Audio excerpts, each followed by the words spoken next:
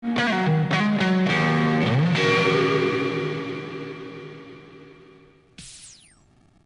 thank you so much. It is such a pleasure to be here. And I think I have one of the best jobs in government because I look after the entertainment industry for the city of New York. And there are about 100,000 New Yorkers that work in film and television. Another 40 or 50,000 people work in theater. And it's a roughly $5 billion a year industry for the city of New York. And there are something like 4,000 ancillary businesses that also benefit from film and television production in the city. It's been challenged through the years. It's certainly a cyclical business, and when the Bloomberg administration started in 2002, a lot of people were faking New York in Canada because Canada offered very attractive tax incentives and the currency fluctuations worked to their advantage as well. And we had a lot of projects that were faking New York in other parts of the world. And that's why we created the Made in New York logo, which you can see over there, which is part of our branding initiative. But it's also to show great pride for the projects that are really made here. And all of the shows, and certainly the ones represented here tonight, are made in New York. And there are just thousands of people that work in this industry that really have an amazing opportunity to be creative and very successful in our city. The benefits of film and television production are not only employing the people in New York, but it's advertising we can't buy.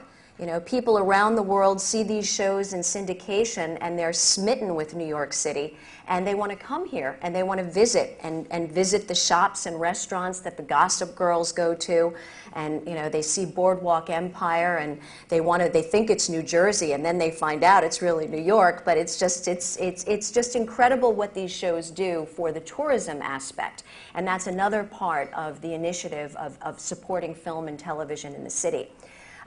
We have 23 primetime shows that are in production in New York City right now, which is a record. And we've got more coming. And we're so proud of the shows that are represented here tonight. I think it was Dick Wolf who had said many, many years ago that the city of New York is a character in the series. And I think it's so true for each of the productions that are here tonight. And, New York is a living set. And approaching shooting on these various locations, working with the communities. How do you juggle that? You want to be out there, and as you said, you're arriving on a location. You want to have all of the conveniences at your fingertip. What are some of the things that, it's a busy city. It's a community where people are living and working. So how do you strike that balance on a day in, day out basis with the production crews to kind of work alongside a city of 8.5 million people with a lot of traffic? Well, it's actually a lot easier than you would think, and a lot of directors that come from LA or filmmakers are sort of frightened by the prospect simply because it is such a busy city and so congested that they think it's going to be impossible. And really, with the mayor's office and with it being a film-friendly city, with the exception of what's called a hotspot, where there have been too many companies filming within a finite period of time, the community is usually welcoming. We post the streets that we're going to be there ahead of time. We make sure that all of our set PAs are courteous and deal with the public and don't disrupt anything more than what we have to.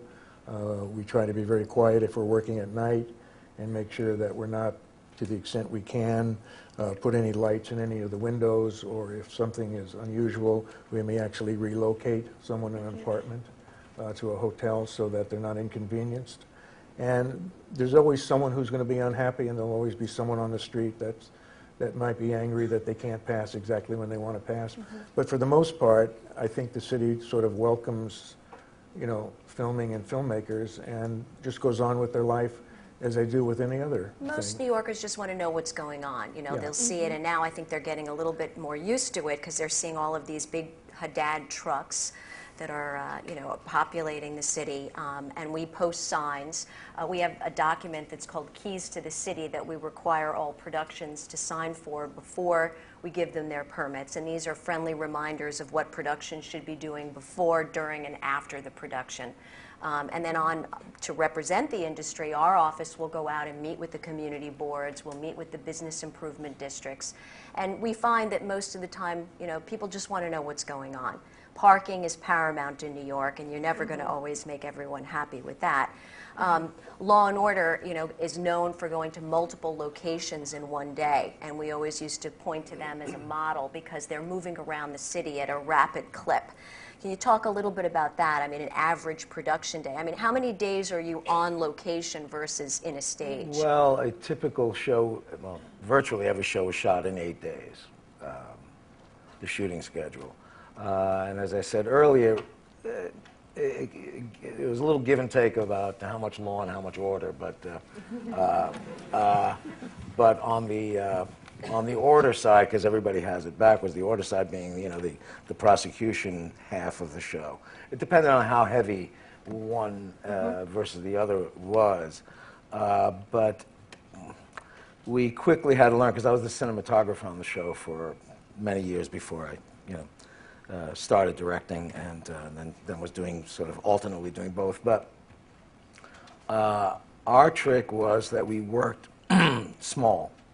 We did not have a huge footprint. We did not have gigantic trucks. We had big trucks, but you can see a bigger production sometimes when you said about the Haddad trucks. I mean, we tried not to take up too much space because there were always concerns about the communities we were in. We shot in the Upper West Side quite a lot, as I recall. I think because the producers used to live there, but anyway. And also it aided us because we could get in and out of places quickly without moving 1,000 huge vehicles. Our grip truck was, occasionally when an LA director would show up, they'd look at the grip truck and say, "That's the whole grip truck?" I say, "Yeah, everything we need is in that truck." Parking, we neglected the parking people, because without them you can't even begin your day. And we had, at least on that show, and I've found on other shows I've done over the years, that they're just remarkable. They post the signs, as Meryl said. You get there in the morning, there's space for the trucks. They plow the snow if the snow needed. Well, we shot through every kind of weather. And then, as you said, Catherine, oftentimes we'd have to move in the middle of the day, and rarely tried to move more than once, but sometimes we had to. We'd move twice in one day. And as Amy and Meryl certainly know, that's a big deal. And what about the talent on screen? Especially with Broadway here and live theater, there's so much to draw from. I mean, you go to see a Broadway show, you look in Playbill, everybody's worked on Law and Order, now The Good Wife and Boardwalk Empire. It's such an amazing place, so many opportunities now for actors. And so in turn, when you're casting or looking for that talent, you've got a lot to choose from because people are drawn to this city. That's true. I mean, I certainly, I've shot in both in L.A. and I guess you have too, in L.A. and New York, and I guess we all work there. And I just find, without insulting L.A., I just find a deeper pool of more interesting actors here. I mean, when you really want to find real-looking characters, when you're in L.A., it's a challenge, because everybody has made every effort not to look different. That's absolutely true. Absolutely true. So it's really. And I've been out there just trying to find a character and just been frustrated about it. If I wanted a surfer, I could find it, but I always struggled with that when I'm in L.A. And I do find that the talent pool here is just enormous. Better trained. Better trained, absolutely better trained. I think it's because of the theater. Yeah, I think I agree. You might agree, because I think New York is the theater capital of the U.S. Have any of you worked in theater? Never. I'm too frightened to work. A little bit. Yeah? Actually, I need to do it over. Yeah. A little bit. But off Broadway and stuff.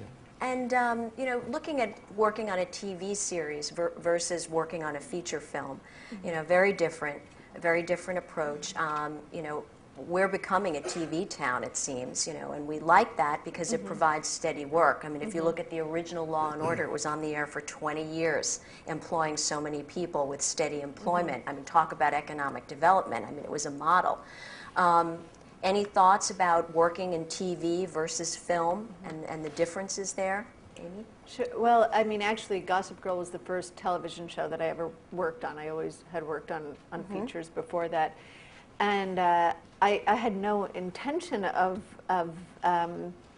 making that transition. It just kind of came along, and I thought, this is interesting. Let's see what happens, and didn't imagine that 5 years later I would still be doing this show. But I really love the process of television. I love the involvement you have with the characters in the story and the evolution, and as a producer you have a really stronger voice than you usually do in a feature situation. I love the pace of it, where you make decisions and things happen and the product is completed and it's on the television. I mean, I love that, because I worked in the world of independent films, and many of them never saw the light of day. So that's very satisfying. Like, there's just a completeness to the process that I find very satisfying. I do believe you sacrifice creatively somewhat. You can't approach the material the same way. You can't approach the way that you shoot things the same way. I mean, there's definitely a way to get television done within the parameters of your schedule and budget that is not what you would do in a feature. Just as an example, we'll shoot 6 or 7 pages a day, and on a feature you'll shoot 2 to 3 pages a day. So that's a big difference. An ideal world is being able to go back and forth between the two, and really use both sets of skills in the other setting, because they can really benefit each other. Like, being informed in both ways can really help you be both a better television and film producer, I think.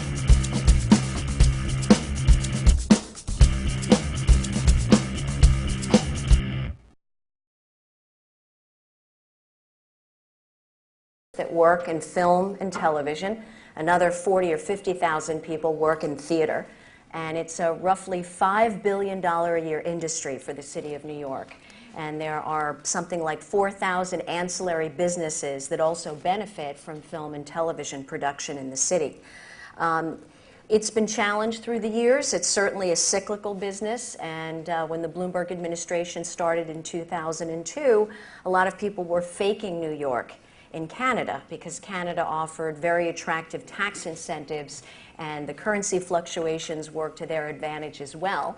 And we had a lot of projects that were faking New York in other parts of the world. And that's why we created the Made in New York logo, which you can see over there, which is part of our branding initiative. But it's also to show great pride for the projects that are really made here. And all of the shows, and certainly the ones represented here tonight, are made in New York. And there are just thousands of people that work in this industry that really have an amazing opportunity to be creative and very successful in our city.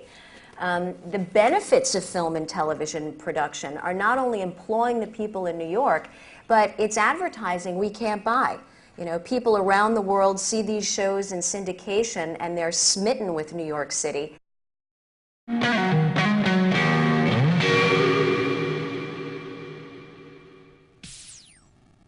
Thank you so much. It is such a pleasure to be here.